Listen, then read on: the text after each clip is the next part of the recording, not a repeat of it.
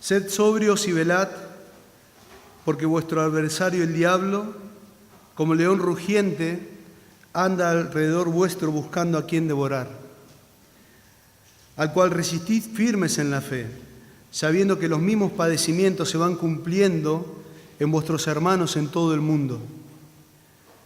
Mas el Dios de toda gracia, que nos llamó a su gloria eterna en Jesucristo, después que hayáis padecido un poco de tiempo, Él mismo os perfeccione, afirme, fortalezca y establezca.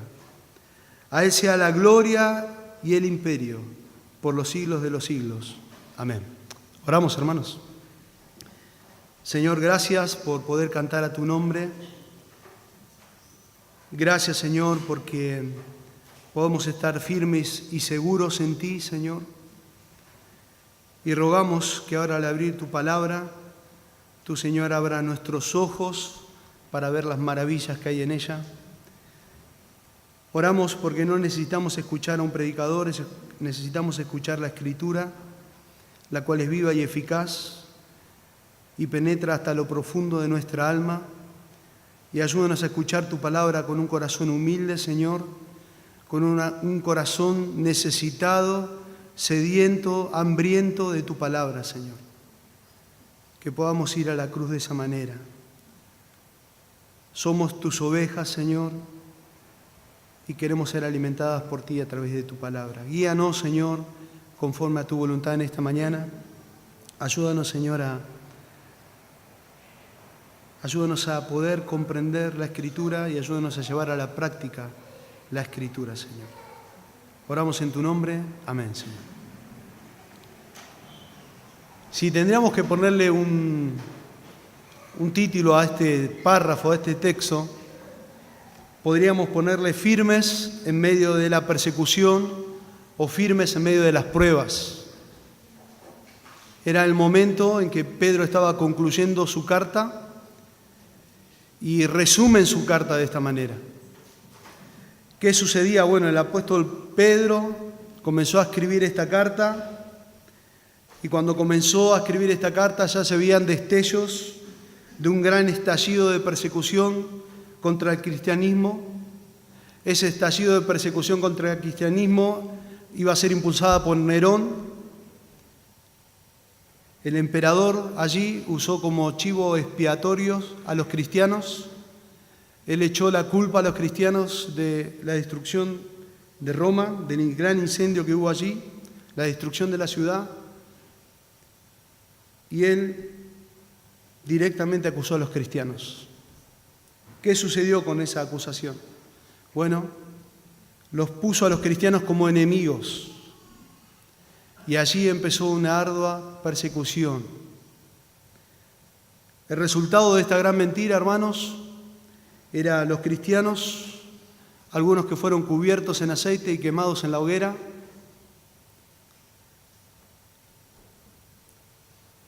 algunos arrojados a las bestias, algunos los crucificaban. Los ataques al cristianismo se extendieron por todo el imperio sin control de las autoridades. Era algo cruel y tremendo lo que estaba sucediendo. Y cuando Pedro escribió esta epístola, les escribe a hermanos cuyo sufrimiento iban a empezar a sentirlo. Todavía no había llegado la persecución a tal punto cuando Pedro escribió la carta allí. Pero estos hermanos iban a pasar esa persecución. Y Pedro les escribe. Entonces les escribe para que ellos puedan estar firmes en la gracia verdadera. Por eso, 1 Pedro capítulo 5, versículo 12, dice lo siguiente, y ahí resumen la idea del pasaje. Por conducto de Silvano, nuestro fiel hermano, porque así lo considero, os escribo brevemente, exhortando y testificando que esta es la verdadera gracia de Dios. Estad firmes en ella. Pedro quiere animar a estos hermanos frente a todo lo que se avecina sobre ellos a mantenerse firmes. Mantenerse firmes. Pedro le muestra cómo debían comportarse en medio de la hostilidad, cómo debían comportarse frente a los gobernantes de turno, frente a sus jefes, frente a sus amos, cómo debían comportarse frente al mundo. Ellos no debían abandonar su esperanza, ellos debían obedecer la palabra de Dios, porque sus propias vidas iban a testificar sobre el Evangelio. Y lo podemos ver en diferentes pasajes. Por ejemplo, en 1 Pedro 2:12, yo se los leo, dice: manteniendo buena vuestra manera de vivir entre los gentiles, para que los que murmuran de vosotros como de malhechores glorifiquen a Dios en el día de la visitación al considerar vuestras buenas obras. En 1 Pedro capítulo 2, versículo 13 al 15, Pedro dice: por causa del Señor, someteos a toda institución humana, ya sea al rey como al superior, ya a los gobernadores como por él enviados para castigos de malhechores y alabanzas de los que hacen el bien. Porque esta es la voluntad de Dios, dice, que haciendo el bien hagáis callar la ignorancia de los hombres insensatos. En 1 Pedro capítulo 2, versículo 18 dice: criados, estad sujetos con todo respeto a vuestros amos, no solamente a los buenos y afables, sino también a los difíciles de soportar. En 1 Pedro 3:1 dice: asimismo vosotras mujeres, estad sujetas a vuestros maridos, para que también los que no crean a la palabra sean ganados sin palabras por la conducta de sus esposas. Ellos debían mostrar su fe a través de su conducta. La exhortación aquí viene a mantenerse firme en medio de la persecución. Y miren el versículo 8. El versículo 8 son exhortaciones que Pedro hace. Dice: sed sobrios y velad, porque vuestro adversario el diablo, como león rugiente, anda alrededor vuestro buscando a quien devorar. Hermanos, Pedro añade a este texto unas palabras de advertencia que nosotros como cristianos no podemos ignorar. No podemos ignorar estas palabras. Pedro le dice: sed de un espíritu sobrio. Pedro le dice: estar alertas. Vuestro adversario está al acecho. Vuestro adversario está al acecho. El cristiano, hermanos, que confía en Dios, debe tener bajo rienda firmes los sentidos. Esa es la idea de sobriedad aquí. La idea de sobrio aquí es permanecer en un sano juicio. Podríamos decir, con la cabeza despejada. Ellos debían mantenerse firmes a pesar de toda la oposición que había. Mire lo que le escribe Pedro. Pedro le dice: sujétense a los gobernadores o al que estaba de turno. ¿Quién era el que estaba de turno ahí gobernando? Nerón. Sujétense a él. Mantengan buena su manera de vivir entre los gentiles, aquellos que los maltrataban, que los arrastraban quizás de sus casas por ser cristianos y los apiedraban. Pedro le dice a cristianos que estaban en la esclavitud, porque todavía había cristianos que estaban en la esclavitud, dice: a sus amos, gánenlos por su conducta. A las esposas que tenían quizás esposos que no eran creyentes, tenían que ganarles por su conducta. Y aquí Pedro le está diciendo: por favor, sean sobrios. Está en un modo imperativo, o sea, es una orden. Sean sobrios. Miren, 1 Tesalonicenses 5:6 dice: por tanto, no durmamos como los demás, sino velemos y seamos sobrios. 1 Tesalonicenses 5:8 dice: pero nosotros, que somos del día, seamos sobrios, habiéndonos vestido de la coraza de fe y de amor y con la esperanza de salvación como yelmo. En 1 Pedro 1:13 vuelve a repetir la misma idea. Por tanto, dice: ceñid los lomos de vuestro entendimiento y sed sobrios y esperad por completo en la gracia que os traerá cuando Jesucristo sea manifestado. En 1 Pedro 4, versículo 7 dice: mas el fin de todas las cosas se acerca. Sed pues sobrios y velad en oración. Sobrios y velad. Es como unidas las palabras. Esta palabra aquí la utiliza Pedro diciendo: hermanos queridos del Señor, ordene los asuntos importantes de su vida bajo la luz de la Escritura, bajo la luz de su fe. Esto requiere disciplina en todo aspecto. La idea era que el mundo no los embriague con sus placeres, que el mundo no los cautive con sus atracciones, que este mundo no los desvíe de su mirada a Cristo. Sean sobrios, sean sobrios. Pablo hace la misma advertencia a su amado hijo Timoteo, y en varias epístolas hace la misma advertencia. Por ejemplo, Tito 2:12 dice, enseñándoos que, renunciando a la impiedad y a los deseos mundanos, vivamos en este siglo sobria, justa y piadosamente. Está la misma idea. Primera Juan, capítulo 2, versículo 15 y 16, nos dice una manera de vivir sobriamente. Dice, no améis al mundo, ni las cosas que están en el mundo. Si alguno ama al mundo, el amor del Padre no está en él. Porque todo lo que hay en el mundo, los deseos de la carne, los deseos de los ojos, la vanagloria de la vida, no proviene del Padre, sino del mundo. Pedro le está escribiendo a hermanos en la fe que estaban perdiendo quizás a su esposa, a sus hijos, que estaban siendo destruidas sus familias, que sus amos eran muy hostiles con ellos por causa del cristianismo. Sin embargo, Pedro le dice, sean sobrios, sean sobrios. Y junto a la sobriedad hay otra palabra ahí, dice, y velad. Sean sobrios y velad. La palabra velad aquí también está en un modo imperativo y también es una orden. Es una orden, es una exhortación. La idea de velar aquí es estar vigilantes. La idea aquí es permanecer despiertos. Permanecer despiertos. Pedro en los versículos anteriores le dicen que ellos debían ser humildes. En los versículos anteriores vamos a leer que ellos debían depositar su confianza en el Señor. Vamos a leer que debían tener dominio propio porque el adversario que tenían por delante era un adversario cruel y feroz. Por eso Pedro hace tanto énfasis en estas palabras. Porque el adversario que tenían por delante es cruel y feroz. Porque el adversario que tenían por delante se opone a todo lo que es espiritual. Porque el adversario que tenían por delante era el diablo. Entonces ellos debían estar alertas, vigilantes. Porque muchas veces, hermanos, el ataque del enemigo no es algo directo, sino es algo muy, muy sutil, como una pequeña onda del mar. Y cuando nos damos cuenta, nos arrastró.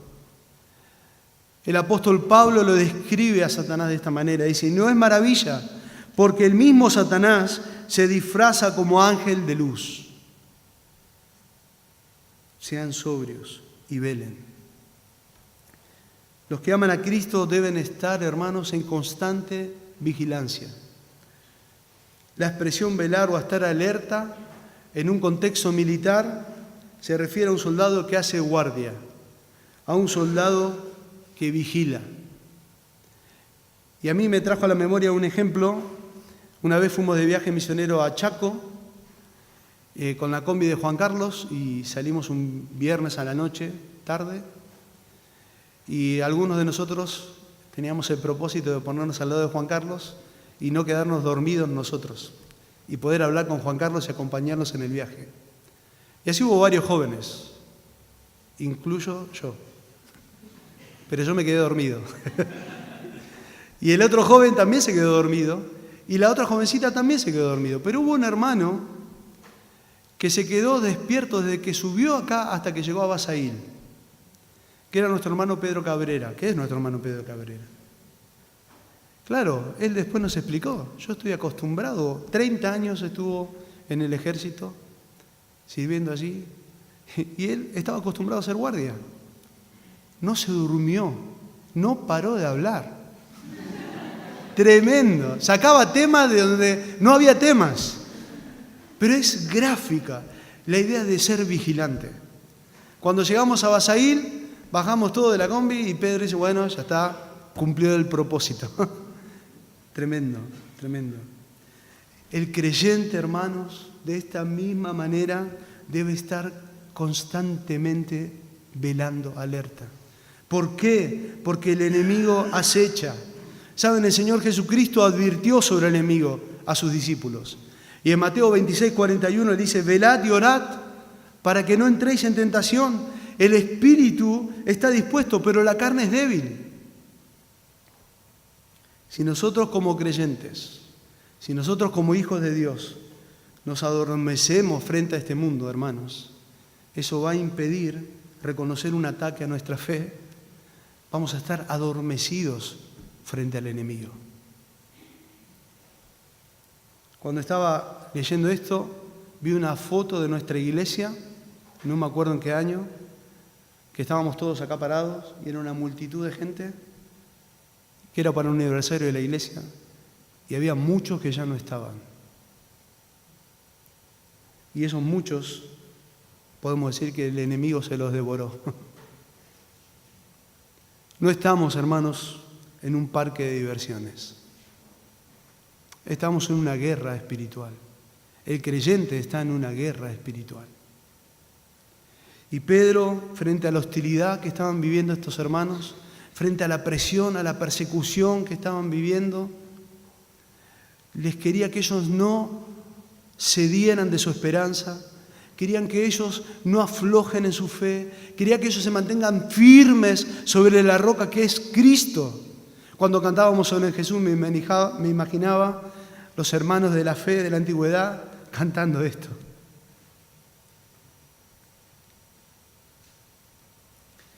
Me imaginaba a Pedro hablándole en amor a estos hermanos de su propia experiencia. Él sufrió las heridas del enemigo. El mismo Pedro quizás recordaría lo que el Señor Jesús le dijo a él. Cuando en el Evangelio de Lucas le dijo, Simón, Simón, he aquí Satanás os ha pedido para zarandearos como a trigo. Pero yo he rogado por ti para que tu fe no falte y tú una vez vuelto confirme a tus hermanos. Esa misma noche Pedro negó al Señor. Sintió el ataque del enemigo. Sed sobrios y velad. Y da la razón, hermanos. Dice el por qué. Porque vuestro adversario, hay un adversario. Este término adversario significa un oponente legal. Hay un oponente frente a nosotros. Un oponente legal o un tipo de enemigo que es agresivamente hostil contra el cristiano. El término traducido diablo, que dice aquí, vuestro adversario, el diablo, lleva a la posición que tiene a un nivel tremendo. Cuando hablamos de diablo, hablamos de una persona maliciosa, hablamos de alguien que calumnia contra el creyente, hablamos de alguien que ataca. Jesús lo describe como el príncipe de este mundo. Juan 16, versículo 31 dice, ahora es el juicio de este mundo, ahora el príncipe de este mundo será echado fuera. Juan 14, 30 dice, no hablaré ya mucho con vosotros, porque viene el príncipe de este mundo y él nada tiene de mí. Juan 16, 11 dice, y de juicio por cuanto el príncipe de este mundo ha sido ya juzgado. Hermanos queridos, el diablo no es un enemigo neutral. No es un enemigo neutral. Es un enemigo que activamente busca la destrucción del creyente. Pablo describe en sus epístolas también al enemigo. Y dice que el enemigo no pone trampa al creyente, pone lazo. Por ejemplo, en 1 Timoteo 3:7 dice, también es necesario que tenga buen testimonio de los de afuera, para que no caiga en descrédito y en lazo del diablo, dice. En 2 Timoteo 2:26 dice, y escapen del lazo del diablo en que están cautivos. Pone trampas. Y Pedro da una descripción mucho más vehemente para los hermanos, para que tengan en cuenta la magnitud del enemigo en que están enfrentando, o al enemigo al cual deben resistir. Dice, la magnitud es como un león rugiente. Como un león rugiente anda alrededor vuestro buscando a quien devorar, buscando a su presa. Pedro da una descripción totalmente de un adversario agresivo, un león rugiente. La idea de merodear ya aparece en Job capítulo 1, versículo 7, ¿se acuerdan? Que Jehová le dijo a Satanás, ¿de dónde vienes? Y Satanás respondió, de rodear la tierra y andar por ella. Lo que apunta acá es la importancia de estar alerta, pues el león está al acecho. ¿Por qué debemos ser sobrios? ¿Por qué debemos velar? Porque el león está al acecho. Y no es tiempo para dormirse. ¿Saben? Buscando quizás alguna ilustración, le voy a pedir a Luciano si me puede poner esa foto. No sé si se va a ver. Y me llamó la atención la historia de la foto que vamos a ver. La vi en internet. Verifiqué, varias decían lo mismo, pero bueno, no es. Pero me llamó la atención. No sé si se llega a ver. Si quieren se puede apagar para ver la foto, no sé si la llegan a ver, pero después les voy contando cuál es la idea. Bueno, esta foto tiene una historia de que había un fotógrafo especialista en animales salvajes. Este fotógrafo fue contratado y la obsesión de este fotógrafo era sacarle la foto a un león en su pleno estado de querer comer, de ebullición, así, enojado totalmente. Este fotógrafo se hizo un viaje, él solo con su cámara, y empezó a seguir a los leones. Este león estaba cerca de él, pero él perdió la noción del peligro y se empezó a arrimar, arrimaba al lente y se arrimaba al león. Se arrimó, se arrimó, se arrimó, hasta que murió. El león lo mató. Y esta foto la lograron sacar de la cámara que él tenía. Se acercó al enemigo. Creo que el creyente hace exactamente lo mismo. Juega con el pecado, se arrima con el pecado y se acerca, se acerca, se acerca, no teniendo la magnitud del enemigo que tiene enfrente. Y Pedro le dice a estos hermanos, el diablo anda rugiendo, buscando a quien devorar. La idea de devorar es en un solo mordisco, una sola mordida eficaz, y te mata. ¿Saben, hermanos? Por eso Pedro dice a estos hermanos, sean sobrios, estén alertas, estén vigilantes.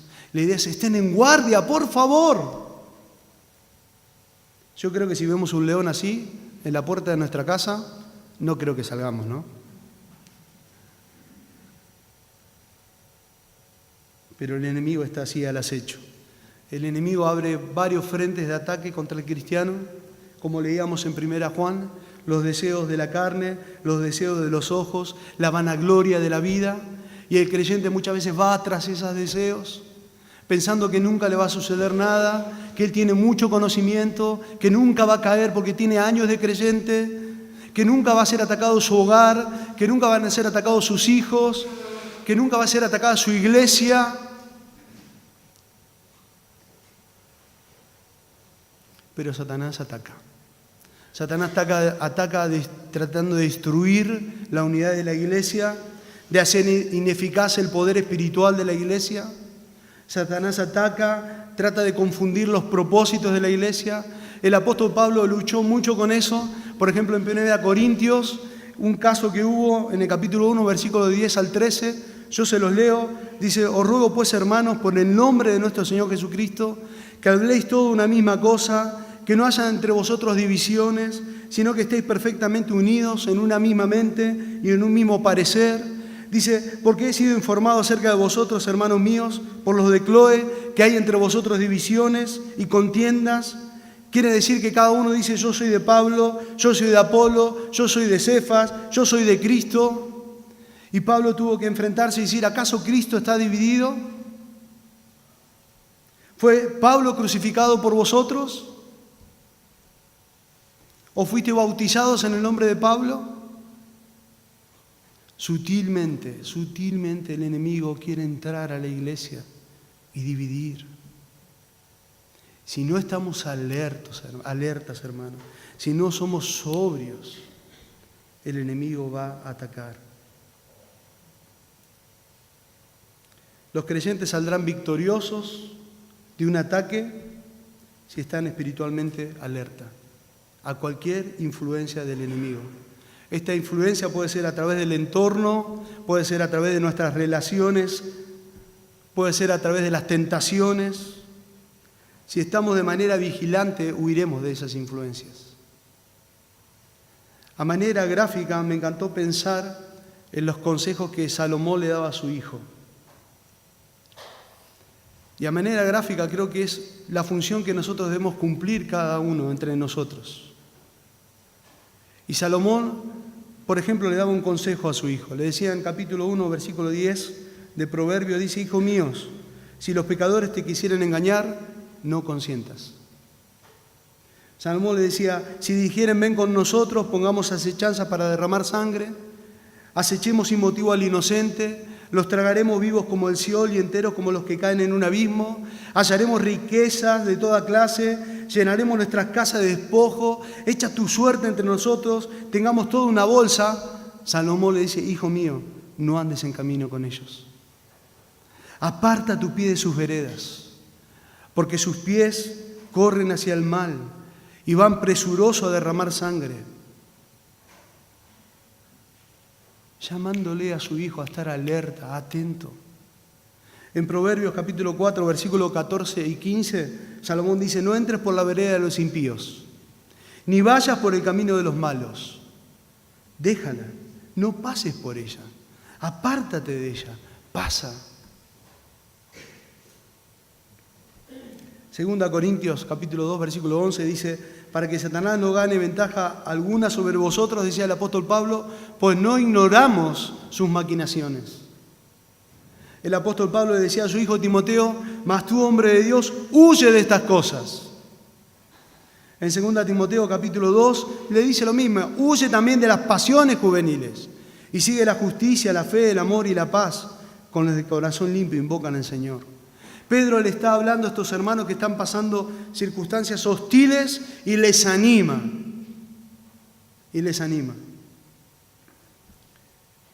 Entonces, ¿qué hacemos frente a un adversario tan cruel y feroz?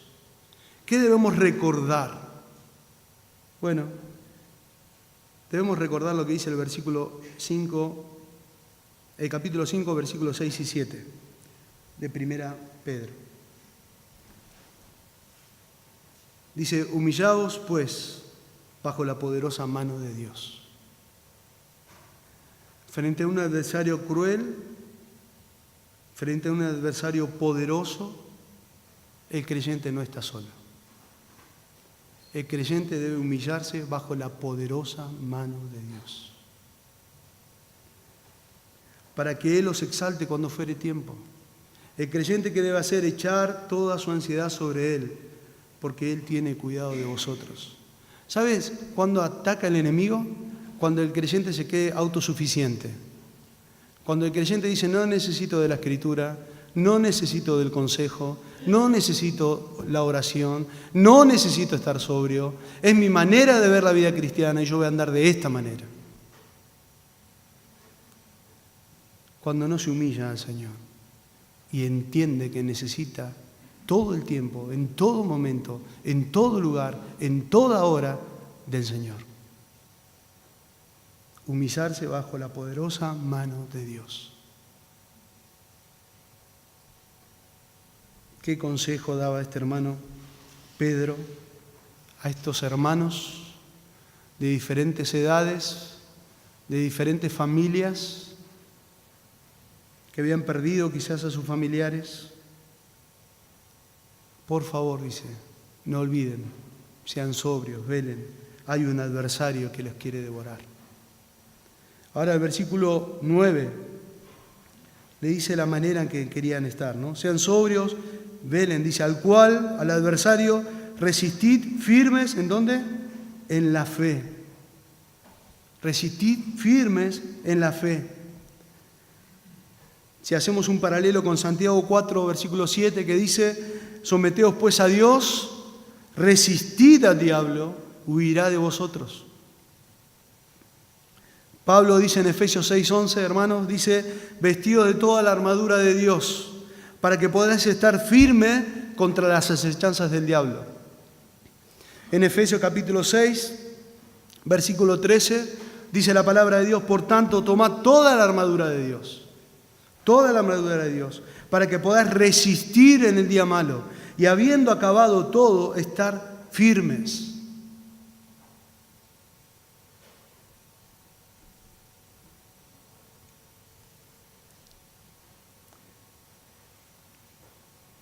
Qué buenos consejos que da la palabra de Dios, ¿no? ¿Cómo debemos tomar enseñanza de eso? Qué bueno que en la familia de la fe podamos tener hombres de Dios que nos dirijan de esta manera. Que podamos tener hogares en Cristo que nos animen a resistir firmes en la fe. Que podamos tener jóvenes que animen a otros jóvenes a resistir firmes en la fe. Que podamos tener matrimonios que animen a otros novios o que se están por casar a resistir firmes en la fe, a ser sobrios, a velar. Y Pedro le está hablando con un amor tremendo a estos hermanos, diciendo, por favor, hermanos, resistan firmes en la fe. Entendiendo y mirando la batalla para el cristiano debe estar en una alerta total. Entonces la única manera en que nos podemos oponer a Satanás es mantenernos firmes. La idea es sólidos, seguros, sin movernos. Pablo utiliza la misma palabra en 2 Timoteo capítulo 2, versículo 19, con la misma idea. Dice, pero el fundamento de Dios está firme. Es la misma idea de sólido. En el texto, Pedro quiere describir a estos hermanos que deben tener un carácter sólido a través del conocimiento, un carácter sólido a través de fortalecer su fe. Es la misma idea que pasaba en la iglesia primitiva. En Hechos capítulo 16, versículo 5, dice que la iglesia eran confirmadas en la fe y aumentaban en número cada día. La iglesia estaba creciendo sólidamente a través del conocimiento y cada día iba avanzando. Y Pedro le está llamando a estos hermanos a resistir firmes en la fe, o sea que usen su conocimiento para el diario vivir. Tenían que usar su conocimiento para dirigirse a sus autoridades crueles como Nerón, por ejemplo. Tenía que dirigir su conocimiento y vivir de acuerdo a su conocimiento para dirigirse a sus amos, que incluso eran difíciles de soportar. Si tenía una esposa no creyente o un esposo no creyente, debían mostrar a Cristo a través del conocimiento y su manera de vivir para ganar la conducta de sus esposos. Ellos debían mantener su manera de vivir de una buena manera entre los gentiles. Y Pedro está diciendo, manténganse firmes de esa manera, con ese sólido conocimiento de la fe. En Colosenses capítulo 1, versículo 23, el apóstol Pablo dice, si en verdad permanecéis fundados y firmes en la fe, y sin moveros de la esperanza del evangelio que habéis oído, el cual se predica a toda la creación que está bajo el cielo, del cual yo, Pablo, fui hecho ministro. Este llamado de Pedro, el mismo llamado de Pablo, es el llamado a conocer, a creer en la Escritura, en la sana doctrina. ¿Por qué debemos hacer énfasis en esto? Porque, ¿qué es el enemigo? El enemigo es el padre de la mentira. Así lo describe el Señor, el padre de la mentira. Jesús dijo a Juan 8:44, vosotros sois de vuestro padre el diablo, los deseos de vuestro padre el diablo queréis hacer. Él ha sido homicida desde el principio y no ha permanecido en la verdad. Dice, porque no hay verdad en él. Cuando habla mentira, de suyo habla, dice, porque es mentiroso y padre de mentira. En Apocalipsis nos dice que él saldrá a engañar a las naciones. La única manera de mantenernos firmes, hermanos, y resistir en la fe, o hacer frente a esto, es conociendo al Dios de la palabra. Por eso Pablo decía en 2 Corintios capítulo 10, versículo del 3 al 15, dice, pues aunque andamos en la carne, dice Pablo, no militamos según la carne. Dice, porque las armas de nuestra milicia no son carnales, sino poderosas en Dios para la destrucción de fortalezas, derribando argumento y toda altivez que se levanta contra el conocimiento de Dios, y llevando cautivo todo pensamiento a la obediencia a Cristo. La idea ahí de argumentos son ideologías, ideas, teorías, filosofías. El sistema que se levanta contra el conocimiento de Dios. Solo las personas que tienen la mente de Cristo pueden resistir a esas ideas. Solo las personas que cultivan su mente con su palabra. Y Pedro concluye el versículo 9 diciendo, fíjense, firmes en la fe, sabiendo que los mismos padecimientos se van cumpliendo ¿en dónde? En vuestros hermanos en todo el mundo. En todo el mundo. La idea es que los creyentes o los de todo el mundo están sufriendo lo mismo. Los mismos sufrimientos que les toca padecer a sus hermanos son los que también les tocará a ustedes. Eso es lo que Pedro le está comunicando. Nosotros en la actualidad no sufrimos persecución aquí en Argentina, por ahora. Pero hay otra clase de hostilidades contra el cristianismo. Y el creyente debe estar siendo sobrio, debe estar siendo alerta y debe resistir en la fe.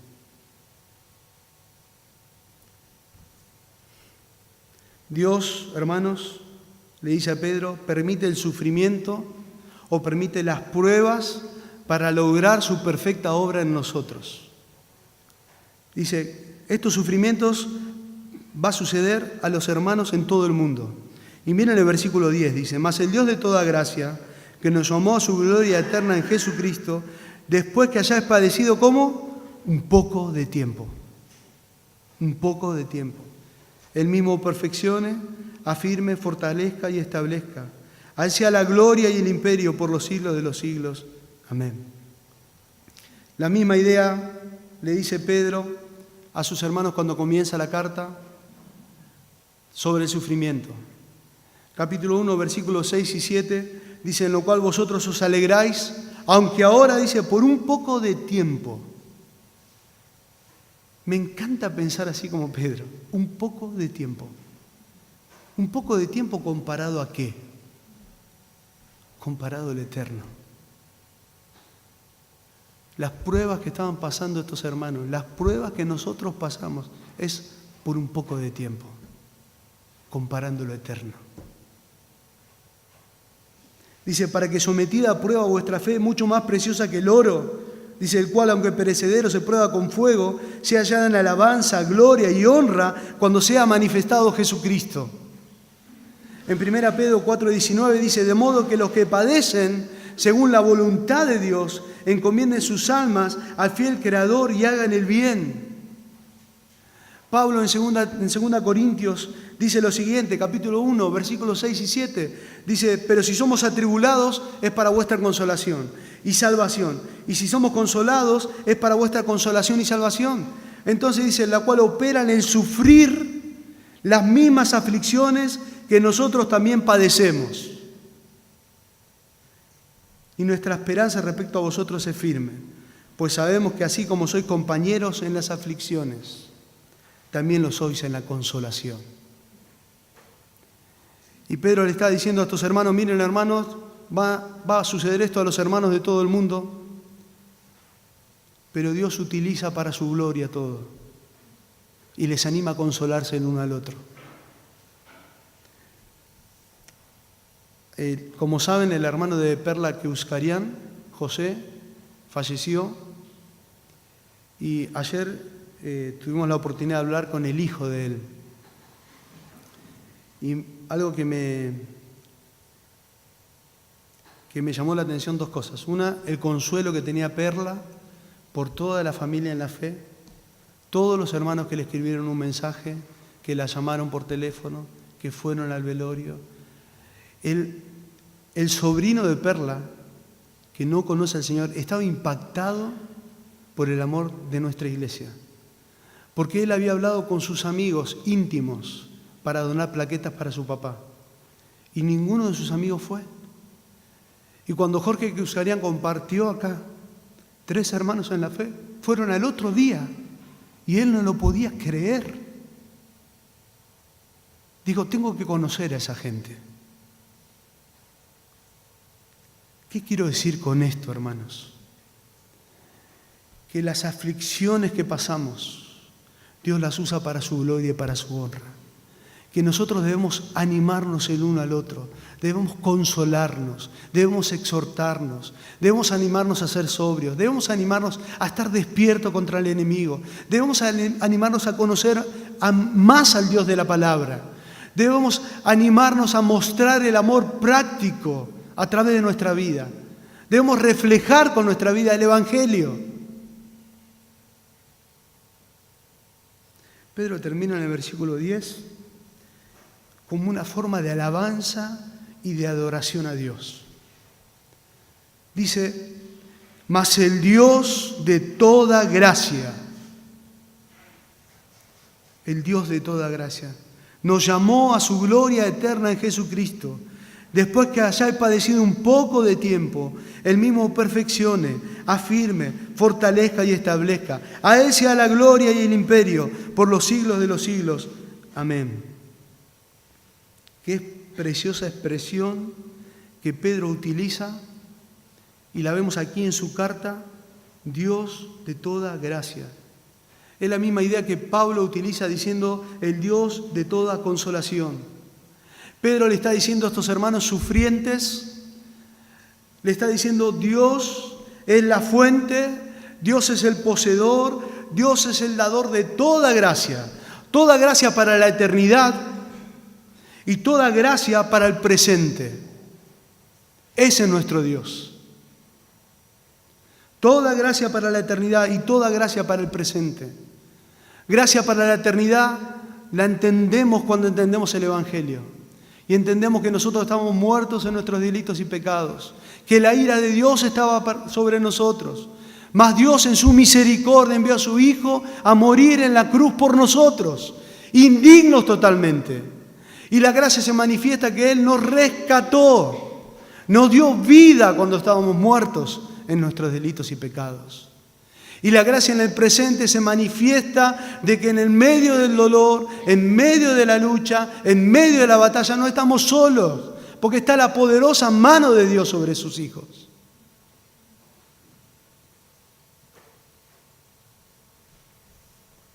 Romanos 8, versículo 31 al 39, habla de eso, habla de la gracia eterna y de la gracia presente.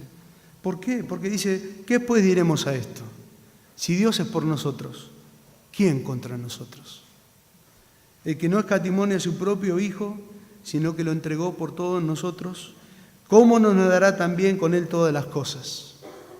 ¿Quién acusará a los escogidos de Dios? Dios es el que justifica. ¿Quién es el que condenará? Cristo es el que murió, más aún el que también resucitó y el que además está a la diestra de Dios, el cual también intercede por nosotros. ¿Quién nos separará del amor de Cristo, hermanos? ¿Tribulación, angustia, persecución, hambre, desnudez, peligro o espada? Como está escrito, por causa de ti somos muertos todo el tiempo. Somos contados como ovejas de matadero. Antes en todas estas cosas somos más que vencedores por medio de aquel que nos amó. Por lo cual estoy seguro que ni la vida, ni ángeles, ni principados, ni potestades, ni lo presente, ni lo porvenir, ni lo alto, ni lo profundo, ninguna cosa creada nos podrá separar del amor de Dios, que es en Cristo Jesús, Señor nuestro.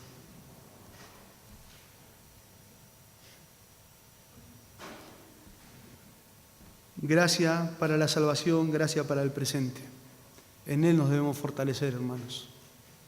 Por eso esta exhortación, estos modos imperativos del verbo, que son una orden, es para nosotros también. Debemos ser sobrios, debemos velar, debemos resistir firmes en la fe. Debemos tener un corazón agradecido a ese Dios de toda gracia, que nos dio absolutamente todo en Cristo y mucho más de lo que necesitamos. Está todo en Cristo. Primera Corintios capítulo 15, versículo 10, Pablo decía, pero por la gracia de Dios soy lo que soy. Su gracia no ha sido en vano para conmigo. Antes he trabajado más que todos, pero no yo, dice, sino la gracia de Dios conmigo. Filipenses capítulo 1, versículo 7, dice la palabra de Dios, como me es justo sentir esto de todos vosotros, porque por cuantos tengo en el corazón, decía Pablo, los tengo en mis prisiones y en la defensa y confirmación del Evangelio. Todos vosotros, dice, sois participantes conmigo de la gracia. Dios llamó a los creyentes, hermanos, a su gloria eterna con Jesucristo. Esa gloria es que todos los santos, esa gloria de todos los santos, Pablo la describió en Filipenses capítulo 3. Yo se los leo.